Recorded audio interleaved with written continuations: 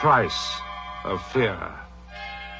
Brought to you by Vincent Price.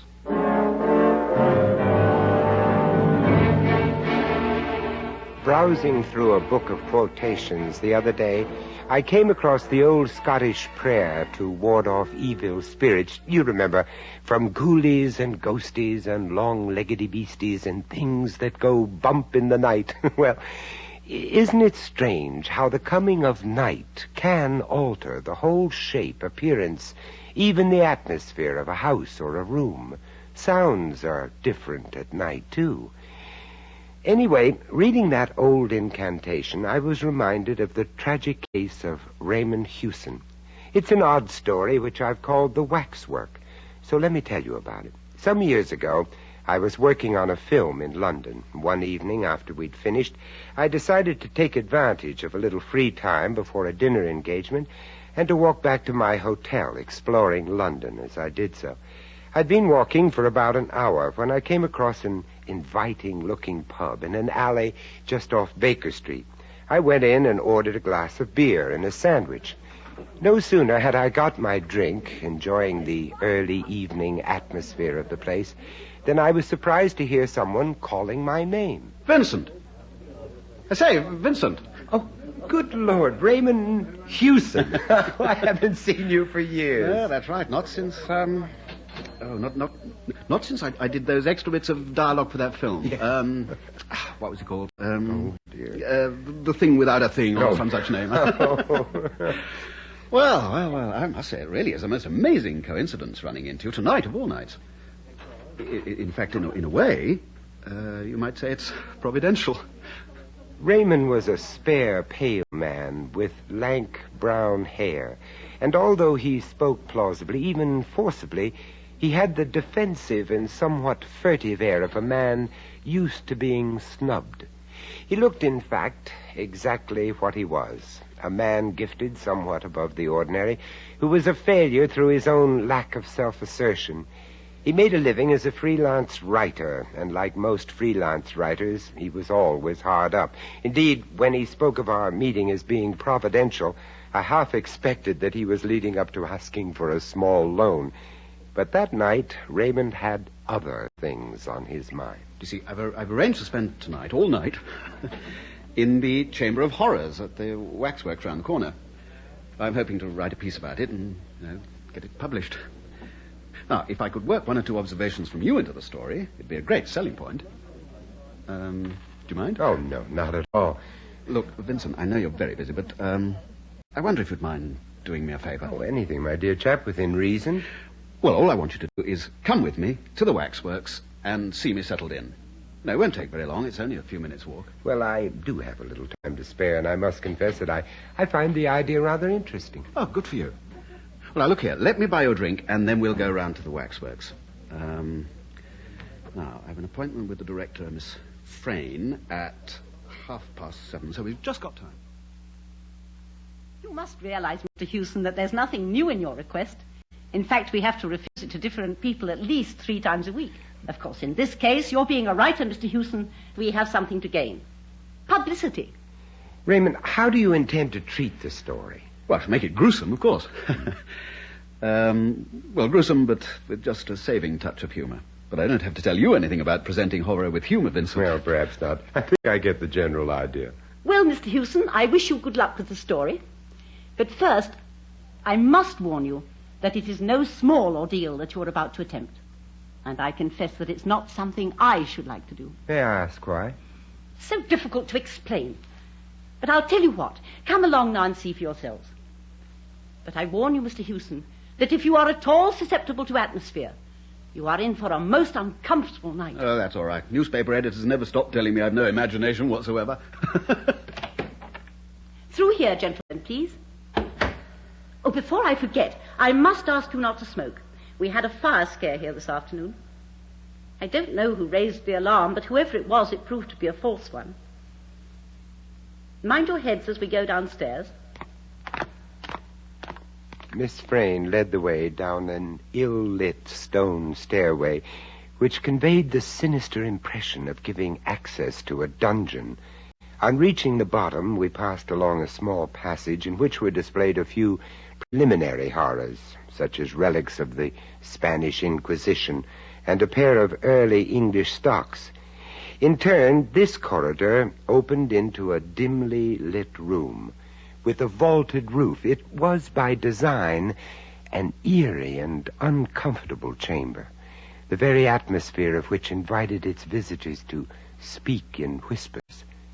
The waxworks figures stood on low pedestals with numbered tickets at their feet. Seeing them elsewhere without knowing whom they represented, one would have thought them a dull, even a shabby-looking collection. But gathered together in that sinister room, ooh. Well, here we are, gentlemen. Recent notorieties rubbing shoulders with all the old favourites. Perhaps you recognize one or two of them. This, of course, is the famous Dr. Crippen. Insignificant little fellow, isn't he? Mm-hmm. Over there is Wilkinson, the Strangler. And there you see a tableau depicting the murder of the two little princes in the Tower of London. It's a very dark Tower of London. Oh, yes. I'm sorry that I can't give you any more light, but that's all there is. For obvious reasons, we keep this place as murky as possible. Good Lord. Who's that over there? Ah, yes, I was coming to him. That's one of our star turns. A present-day murderer who has never paid the price for his crimes. The figure which Hewson had indicated was that of a small, slight man, not much more than 5 feet in height. It wore waxed mustaches, spectacles, and a voluminous cape. There was something so exaggeratedly French in its appearance that it reminded me of a stage caricature, something out of one of those delightful bedroom farces by Feydeau. I could not say precisely why that mild-looking face seemed so repellent, but I found myself instinctively taking a step backwards. Nasty-looking character, isn't he? Who is it? That is Dr. Baudet. Baudet. I've heard that name recently, Baudet. I can't remember in what connection. You'd remember better if you were a Frenchman. For a long time, he was the terror of Paris. He carried on his work of healing by day and of throat-cutting by night. Oh, yes, I remember now. Wasn't it said that he killed people for the sheer devilish pleasure it gave him, and always with a razor? That's right. After his last crime, he left behind a clue which set the police on his trail. In fact, they soon amassed enough evidence to send him to the madhouse, or the guillotine, on a dozen capital charges.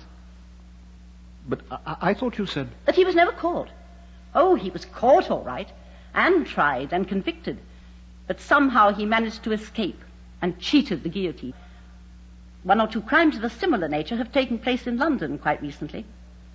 But then it's queer, isn't it, how every notorious murderer has imitators. Anyway, most of the experts believe that he is quite definitely dead. Well, I don't like him at all. Oh, those eyes. Whew. They seem to bite into you. Yes, don't they? This figure's a little masterpiece. It's excellent realism, really, for Baudet practiced hypnotism and was supposed to mesmerize his victims before dispatching them. Oh, I see. I was wondering how so small a man could have managed to overcome his victims. Well, it was mesmerism. At least there was never any sign of a struggle. Do you know, I thought I saw him move. Oh, come on now, Raymond. No, he moved, I tell you. Oh. You'll have more than one optical illusion before the night's out, I expect, Mr. Hewson. But remember, you won't be locked in. You can come upstairs whenever you've had enough of it. There are watchmen on the premises, so don't be surprised if you hear them moving. I've told them you're here, by the way. Raymond, you quite sure you want to go through with this? Of course. And I think it very mean of you not to have offered to stay with me. Oh, that wouldn't be fair, Mr. Hewson. You must be quite alone. Well, don't think I won't mention you in my story, Vincent. Though I may as well tell you that I shall feature heavily as the hero. Raymond, I assure you that even if I didn't already have a dinner engagement, I should still be only too happy to let you stay here all night by yourself. This place gives me the creeps. Well, Mr. Hewson, I'll wish you a very good night. And so do I, Raymond. A very good night and a successful story to celebrate tomorrow. Why don't you give me a ring, I'm at Jameson's Hotel in the Strand. Thanks, I'll do that. Well, good night. Good night, Mr. Hewson. And thanks for tucking me in. And so we left him, and after a quick and, I must confess, welcome drink in Miss Frayn's office, I went back to my hotel to get changed for dinner.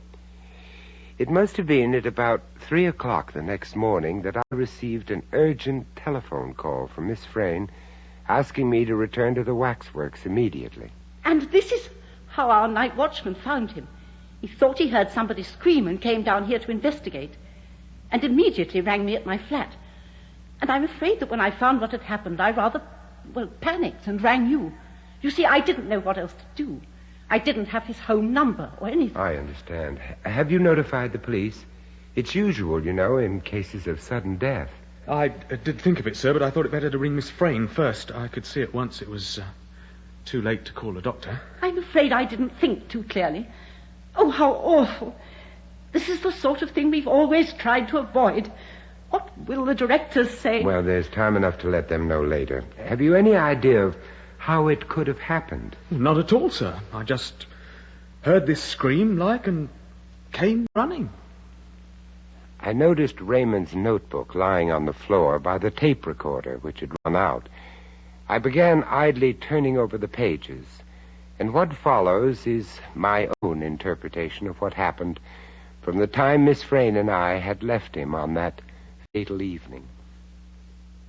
Why don't you give me a ring, I'm at Jameson's Hotel in the Strand. Oh, thanks. Yes, I'll do that. Well, good night. Good night, Mr. Houston. And thanks for tucking me in. Right, now let's get organized. Now, let me see. Notebooks, pencils, tape recorder. That's in working order. Flask, yes, mustn't forget that. Oh, God, it's cold down here. I wish I'd brought a blanket. Now, rough notes first and then record. Yes, she'll get a nice, creepy, atmospheric piece. Might even flog it to the BBC. Right. The dim, unvarying light fell on the rows of figures, which were so uncannily like human beings. The air in the chamber was stagnant as the water at the bottom of a standing pond. Good God, what's that? Oh, good evening, sir. Startled you, did I? I'm very sorry. Miss Frayn asked me to bring down this chair for you. She thought it might be more comfortable than the one you've got, sir. Oh, God, you made me jump. Yes, it does get you like that down here, sir. Creepy, that's what it is, sir. Creepy. Now, sir, where would you like this chair? Over here by Dr. Baudet? No, not there. No, just leave it over there in the gangway. I'll put it where I want it later. Oh, very good, sir. Will this do? Yes, thank you. Well, sir, I'll wish you a good night. I'll be upstairs if you want me. Oh, and by the way, sir, don't let any of them sneak up behind you, sir, and touch you with their clammy hands. Good night, sir. Stupid old fool nearly gave me a heart attack. Now, where to put this damn chair? By the little Frenchman. God, how those eyes dig into one. No, I know. I'll sit here with my back to him. Then I won't have to look at his face. Why not? I'm not afraid of it. Or am I? Come on, Houston. Come on, old son. Your nerves have started playing tricks already. He's only a waxwork. They're all only waxworks. What was that? Something moved. Oh, come on. This won't do. Now, where was I? Yes, stagnant as the water at the bottom of a standing pond. Yes, that's good. Now, note here. After a while, it seemed as if the figures moved when not being watched. But there was not a breath of air in the chamber to stir the curtain or to rustle a hanging of drapery. There, good. Now that's fine. Now, clean it up and get this bit on tape. The dim, unvarying light fell on the rows of figures, which... Hello, something moved again. I could swear it. It's Crippen. Every time I take my eyes off him, he moves. Damn it, they all do. Oh, I better have a drink.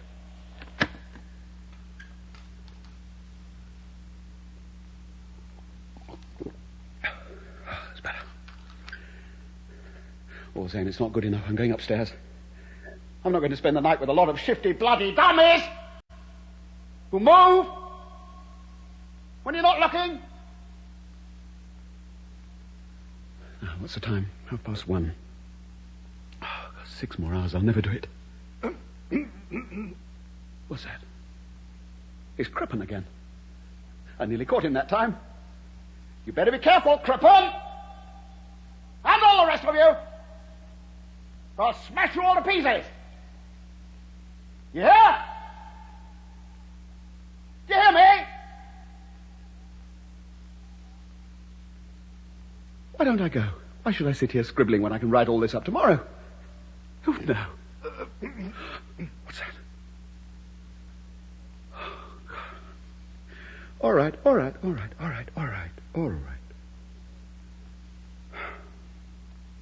Now.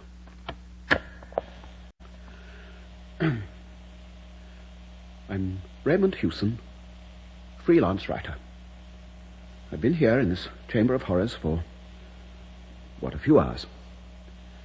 My nerves are beginning to play tricks on me. And that's all they are, tricks. Oh, I'm a living, breathing man, and all around me are statues, dummies. They can't move, and they can't whisper. Neither can they breathe. But by God, one of them is. Somebody else in this room is breathing. You, Dr. Baudet, you moved. Yes, you did. Daniel, I saw you. Good evening, monsieur. I was right, you did move. Quite right, my dear friend. And now, let me get off this ridiculous... Don't come near me! Really, Mr. Hewson, let us not be melodramatic, huh? Oh, that's better. One gets so stiff standing in the same position all the time. I need hardly tell you that I never expected to have the pleasure of a companion here for the night. Oh, what the devil are you? My dear sir, have no illusions. I'm not one of these contemptible effigies miraculously come to life. I am Dr. Baudet himself. But I don't understand. How do I come to be here? Let me explain. You see, for some time now, I've been living quietly in England.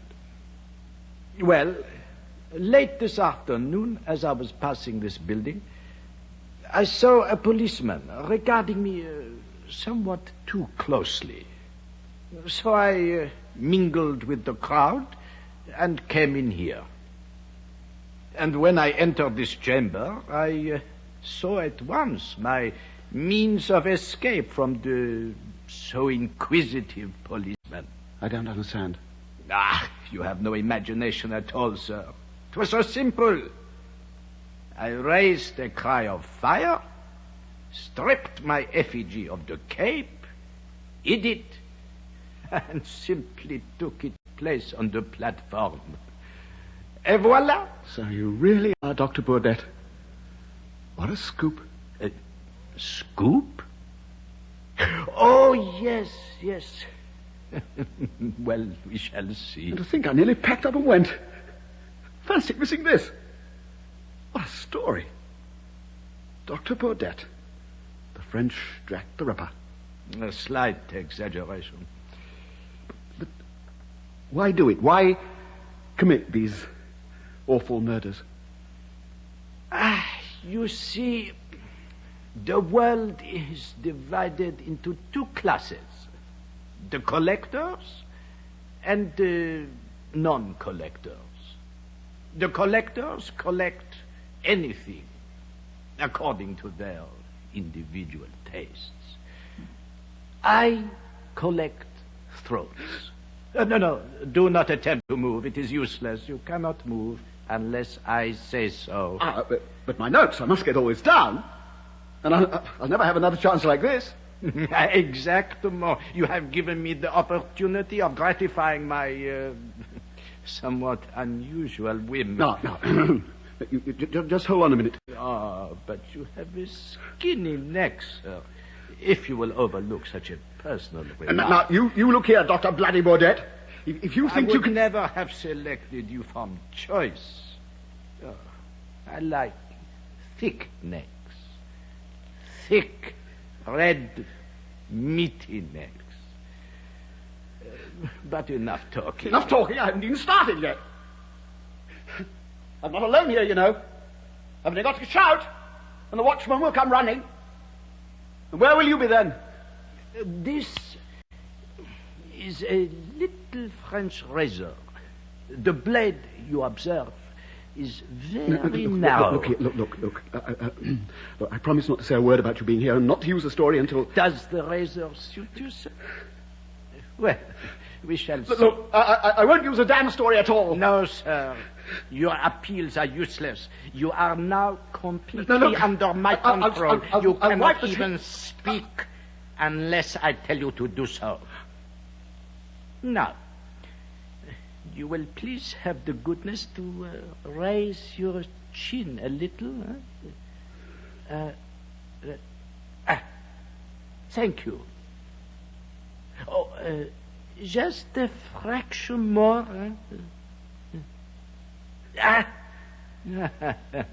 Merci, monsieur. Merci. That is parfait.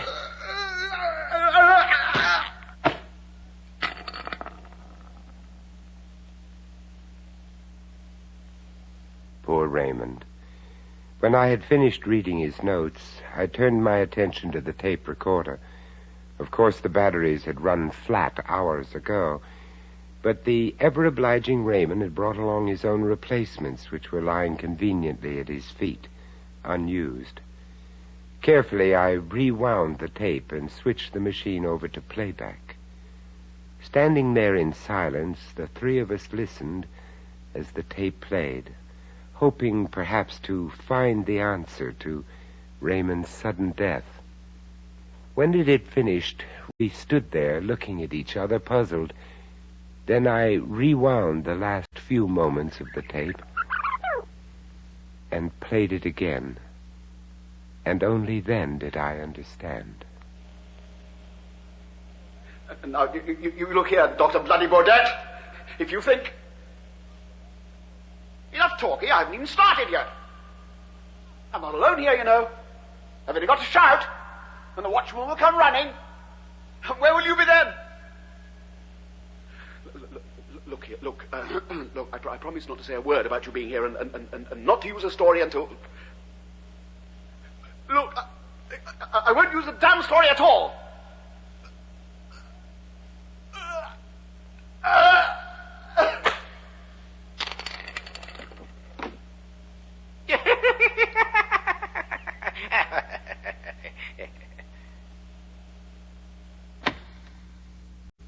The waxwork figures stood apathetically in their places, waiting to be admired by the crowds who would soon wander fearfully among them. In their midst, in the center gangway, Raymond Hewson sat still, leaning far back in his armchair. His chin was tilted up, as if he were waiting to receive attention from a barber, and although there was not a scratch upon his throat, he was cold and dead. His previous employers had been wrong in crediting him with no imagination. If anything, he had an overabundance of that particular commodity. As I left that sinister chamber, I glanced back. Dr. Bourdette on his pedestal watched the dead man unemotionally. He did not move, nor was he capable of motion, but then, after all, he was only a waxwork. One thing, however, still troubles me, that laughter on the tape. Of course, it could have been on the tape already. It has since, I confess, crossed my mind that perhaps Miss Frayne had added it, hoping for extra publicity. Perhaps I thought that was why she had not called the police at once. But these thoughts I dismissed as being both ungallant and impractical. But what else could explain it? The alternative is too awful to think of. Could it really have been the waxworks, those vacant, staring effigies laughing at the fate of Raymond Hewson? Could it? I wonder.